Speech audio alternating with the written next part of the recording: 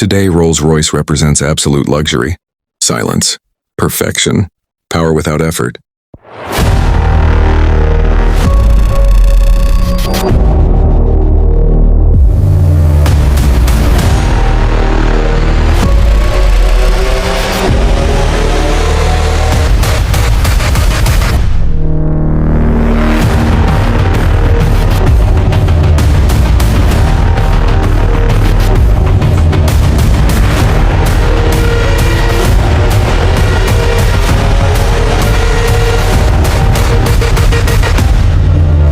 But Rolls-Royce wasn't built to impress the world.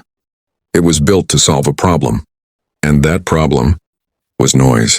At the beginning of the 20th century, cars were loud, violent, unreliable. They shook. They rattled. They broke. Driving wasn't elegant. It was exhausting. Then two very different men met. Charles Rolls was rich, young, and obsessed with speed. A racing driver. A car dealer. A man who loved machines. Henry Royce was the opposite. Quiet, or self-taught. He believed one thing. If something is badly made, I will make it better. In 1904, Royce built a small car in his workshop. It wasn't flashy. It wasn't fast. But it was smooth. So smooth that Charles Rolls was shocked. He didn't see a car. He saw a philosophy. That day, Rolls said something simple. Let's make the best car in the world. And they meant it literally. In 1906, Rolls-Royce was born. Their goal wasn't speed. It wasn't status. It was perfection. Then came the car that changed everything, the Rolls-Royce Silver Ghost. It was so quiet. People thought the engine wasn't running. Journalists drove it over 24,000 kilometers without a single major failure.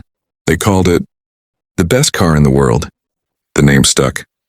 While other companies chased horsepower, Rolls-Royce chased silence. They added weight not to go faster, but to go smoother. They hid vibration. They erased sound.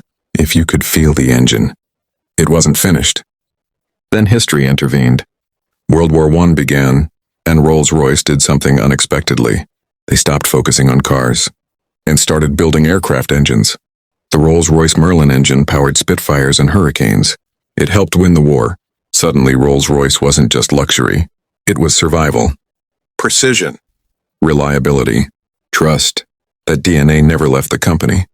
After the war, Rolls-Royce returned to cars. But the philosophy was unchanged. A Rolls-Royce wasn't driven, it glided.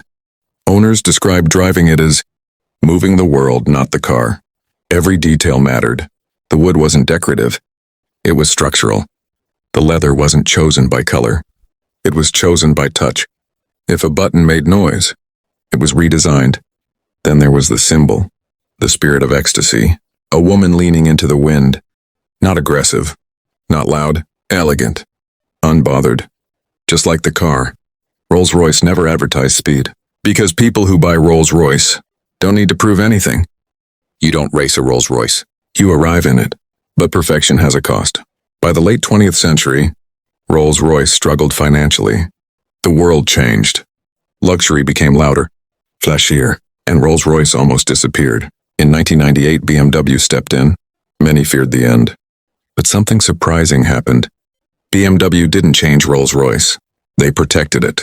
Modern Rolls-Royce cars are still hand-built, still quiet, still heavy, still unapologetically slow. Not because they can't be fast, but because they don't need to be. A Rolls-Royce doesn't shout. It whispers. And the world listens. Rolls-Royce isn't about cars. It's about control without effort, power without noise, luxury without insecurity. It asks one question. What if the best car in the world didn't try to impress you at all? Because true luxury doesn't rush, and Rolls-Royce never has.